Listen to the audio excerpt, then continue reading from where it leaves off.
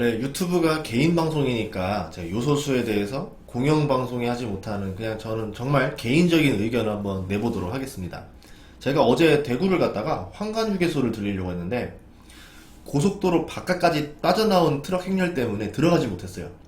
위험하더라고요. 그래서 못 들어갔거든요. 왜 그런가 봤더니 정말 수많은 화물차들이 운행도 못하고 이 요소수를 받기 위해서 줄을 서 있는 상황이었다라는 거죠. 그만큼 지금 요소수가 굉장히 부족하다. 이 벌써 뭐 다 알다시피 난리가 나 있고요. 요소수 부족의 원인은 석탄입니다. 중국의 석탄 부족으로 인해서 요소수 사태까지 왔다. 이렇게 볼 수 있는데 요소수뿐만 아니라 이제 앞으로 더 많은 것들이 부족해질 것이다. 이렇게 보고 있습니다. 요소수 사태가 벌어진 원인은 이 CTO라는 기술 때문에 그래요. 보통은 석유나 천연가스에서 화학물질을 뽑아내는데 석탄에서도 뽑아낼 수가 있습니다. 그러면 단가가 더 저렴하잖아요, 석탄이. 그럼 당연히 석탄에서 화학물질을 뽑아내는 게 훨씬 더 저렴하니까 경쟁력이 있겠죠. 중국이 그래서 그때 7, 8년 전에 CTO 기술을 막 활성화시켜가지고 그때부터 석탄에서 화학물질을 뽑아내면서 우리나라 기업들이 가격 경쟁력을 잃어버리게 됩니다. 그래서 문을 닫은 기업들이 굉장히 많았죠. 그리고서 어떻게 하냐면 이제 나머지 물건들에 대한 공급을 중국에 의존하게 된 거죠. 요소수도 석탄에서 암모니아를 추출하고 여기서 요소를 분리하는 방법으로 가는 거니까 결국 석탄 가격과 수급이 지금 좌우한다라는 거예요. 그러면 중국이 왜 지금 요소 수출을 중단했는지 눈치를 챌 수가 있습니다. 석탄 가격으로 중국을 위협하거나 힘들게 하면 너희도 죽을 줄 알아 라는 걸 보여준다라는 거죠. 일종의 어떻게 보면 경제적 무력 시위라고 보는 거죠. 아니면 그냥 그렇지 않다 하더라도 정말 석탄 가격이 올라서 석탄 부족이 나서 중국에서 도저히 수출을 할 정도만큼의 석탄이 여력이 안 나오는 거예요. 나 도저히 안 되겠다. 나 못 팔아. 이렇게 된 거고, 그래서 지금 피해를 본다. 이렇게 할 수도 있는데, 뭐 전자든 후자든 간에 어쨌든 우리는 피해를 볼 수밖에 없다라는 거죠. 그럼 결국 어떻게 해결해야 되느냐? 중국의 석탄 공급이 많아지고 석탄 가격이 떨어지게 되면은 이제 중국도 마찬가지로 뭐 요소수 수출 규제를 하지 않겠죠. 열어주겠다라는 거죠. 결국은 이 석탄 문제가 해결돼야지만 다 해결될 수 있는 문제에 빠졌다. 이렇게 볼 수 있습니다. 그러면 요소수 부족 문제가 언제 해결될 건지는 석탄 가격이 결국 결정하게 되는 거다. 이렇게 볼 수 있죠. 이런 일이 발생하기 예상하기 어려웠기 때문에 우리가 이제 요소수 구해오는 것도 쉽지가 않아요. 이제 뭐 이렇게 될지 누가 알았겠어요. 마치 작년에 마스크 부족 사태랑 지금 똑같이 된 건데 결국은 해결할 수는 있는데 언제 해결할 거냐 이게 문제인 거고요. 이제 문제는 석탄 기반 CTO이기 때문에 요소수는 그 중에 하나였다. 하나에 불과하다라는 점입니다. 다음번에는 비료가 문제가 날 거고요. 올해는 어찌저찌 넘어가겠죠. 비료 같은 경우는 생산해둔 게 있기 때문에. 근데 내년에 이제 비료를 구할 수 있을까에 대한 궁금점이 있어요. 만약에 공급에 문제가 없다 하더라도 이 사람은 심리가 그런 게 있어요. 한번 놀랬단 말이에요. 그래서 필요 이상으로 사두려고 할 겁니다. 요소수도 이제 공급이 어느 정도 정상화돼서 사람들이 이제 못 믿어. 나 집에다가 충분히 쟁여놓을 거야 라고 하면서 막 사둘 거라는 거죠. 그러면 공급을 아무리 찍어내도 수요가 한동안은 그 우위에 있을 것이고 가격 상승을 할 수밖에 없다라는 거죠. 요소든 간에 비료든 간에. 그러면 내년에 식탁 물가 많이 오를 거라 봅니다. 뭐 아니면 운송 물가도 오를 수도 있고 특히 식탁 물가가 제일 많이 걱정이 되는데요. 비료 가격 인상은 그대로 식품 가격 인상이니까 중국산 식품들도 그럴 것 같고요. 아마 그렇게 되면은 미국산 식품 비중이 늘지 않을까 그렇게 생각을 하고 있습니다.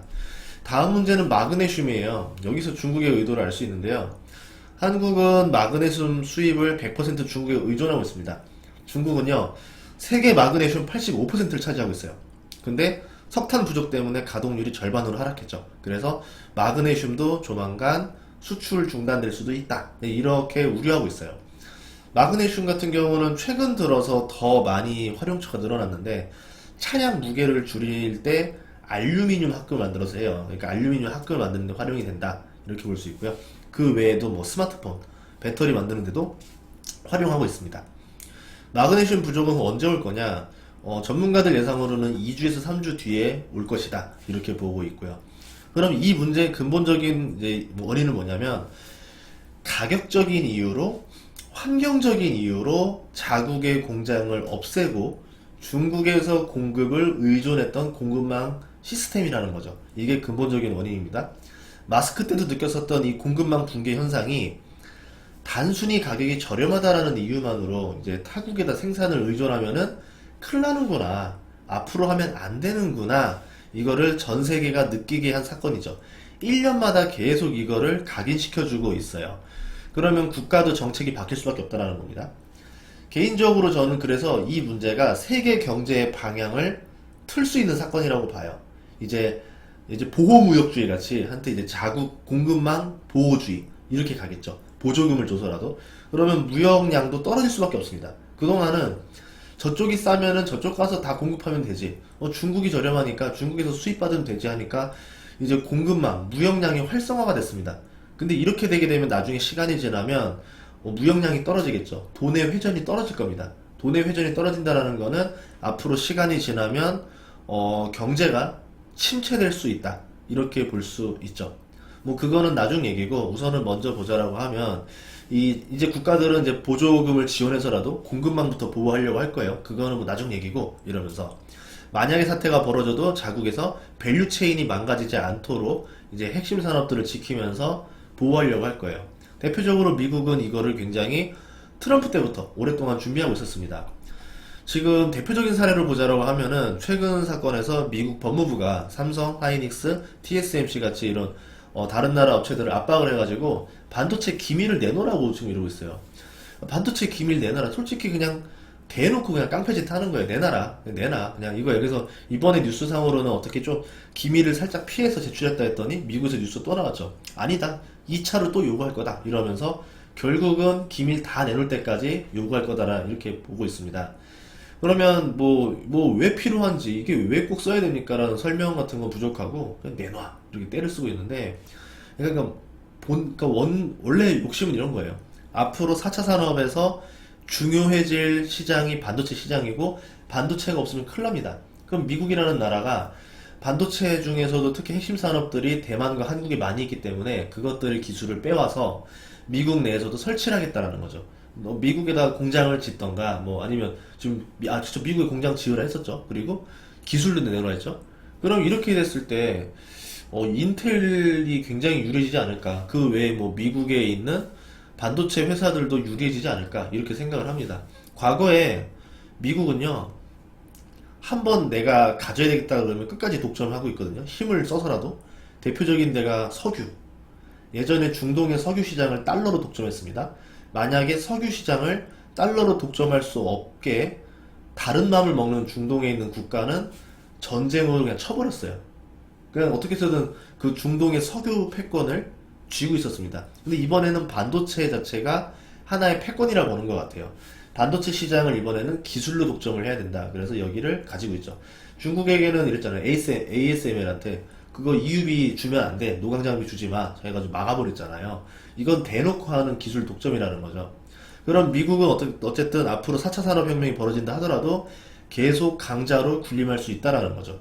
뭐 이거는 힘의 논리로 된 거긴 한데 어쨌든 그렇다는 얘기입니다. 그런 점에서 볼 때 미국 반도체 투자가 유망할 수 있다라는 거죠. 반대로 말하면 미국이 아닌 다른 나라의 반도체 투자는 리스크에 처해 있다 이렇게 볼 수 있습니다. 또한 자국 보호주의가 강화되게 되면은 제조 공장을 해외가 아닌 국내로 지으라고 유도를 할 거예요. 이게 뭐 예전에도 나왔었던 리쇼어링 현상이라고 하는 건데 그러면 기업들은 이제 저렴한 인건비를 사용할 수가 없어요. 아, 나는 베트남에다 지면 더 싸게 만들 수 있는데 왜 자꾸 국내로 오라 하느냐. 그런데 국가에서 이러죠. 이 제품을 만드는 회사가 너밖에 없으니까 너가 여기로 무조건 와야 된다. 이렇게 압박을 할 겁니다. 그러면 인센티브를 줘야 된단 말이에요. 어떻게 인센티브를 줄 거냐. 제가 정책 이완자라고 하면 이렇게 할 것 같아요. 어차피 할 거 지방의 산업단지들을 살려보자. 지방의 산업단지에다가 경제자유무역지구를 설정하고 거기에다가 이런 리쇼링하는 기업들이 들어오면은 스마트 팩토리 건설 보조금을 지원하겠다. 이럴 가능성이 높다 생각하거든요. 명분이 생겼잖아요. 지금 코로나 때문에 경제도 좀 살려야 되고 지방에 낙후된 지방 산업단지도 살려야 되고 이제 무역의 활성화해서 경제자유무역지구도 해주고 스마트 팩토리 강화를 하면은 우리나라 안에 있는 소프트웨어 업체들, 뭐 클라우드 업체들, 이제 로봇 업체들 다 활성화가 되는 거거든요. 그러면 나라 안에 경제도 활성화시킬 수 있을 거고 이제 공장들이 다 안으로 들어오기 때문에 GDP도 올라갑니다. 굉장히 매력적인 선택이 될 수 있을 것 같아요. 그래서 경제도 살릴 겸에 4차 산업 돕자. 공급망도 안정화시키자, 이런 일들이 벌어지지 않겠는가라고 보고 있습니다. 그러니까 이제 안 그래도 그러고 싶었는데 마침 중국이 만들어낸 요소수 사태가 하나의 단초가 된 게 아닐까 이렇게 보고 있고요. 그래서 어떤 게 유망하겠느냐? 스마트 팩토리요. 아마 스마트 팩토리 관련주를 내년부터는 주목해야 되지 않을까 생각을 해요. 그럼 그 중에서 원픽을 보자라고 하면 스마트 팩토리도 밸류체인이 있거든요. 건설부터 시작해서 다 해가지고 마지막이 4단계, 5단계 시스템인데 이거를 1단계부터 5단계까지 다 할 수 있는 회사가 포스코 ICT라는 회사가 있어요. 아마 여기가 좀 좋지 않을까라는 생각을 하고 있고 거의 유일하게 할 수 있습니다. 나머지들은 이제 그룹사들이 가진 시스템 기업들이 있어요. 뭐 신세계 INC, 롯데정보통신, 삼성 SDS, 현대오토에버, 아니면은 뭐 더존 비주원 같이 이제 상거래 소프트웨어 뭐 이런 것들, 이제 ERP라고 그러죠. 전사도 소프트웨어. 이런 기업들이 좋지 않겠는가? 아니면 로봇 생산 기업도 수혜를 보지 않겠는가? 이렇게 보고 있습니다. 그런데 이 주식들이 굉장히 오랫동안 소외를 받은 주식들이라서 급하게 움직이진 않을 것 같아요. 좀 천천히 지켜봐도 되지 않을까 이렇게 생각하고 있고요. 해외 주식도 괜찮죠. 아마 확률을 더 높이려면 국내 주식보다는 해외 주식이 더 확률이 높습니다.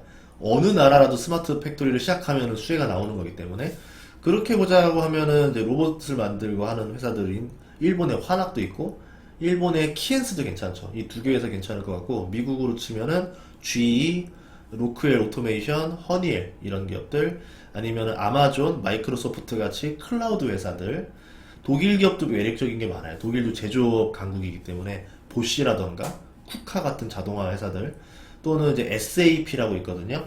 이제 더존 비존 이러면 경쟁사가 되겠죠. 이런 소프트웨어 회사들도 수혜를 보지 않을까 이렇게 보고 있습니다. 그래서 여러분들도 이 사태를 단순하게 요소수만 딱 보지 말고 앞으로 어떻게 단계로 진행될 건가 상상을 해보면서 이런 업종들이 유망해질 수도 있겠구나 이렇게 한번 생각을 이어보시면 어떻게 투자에 도움이 되지 않을까 싶습니다.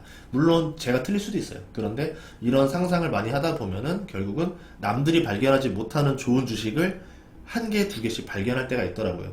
그런 주식을 10년에 한두 개만 발견해도 돈을 버는데 괜찮더라고요. 여러분들도 이런 관점으로 보시는 방법을 추천드립니다. 다음 시간에도 좋은 정보 계속 공급하도록 하겠습니다. 구독과 좋아요 부탁드릴게요.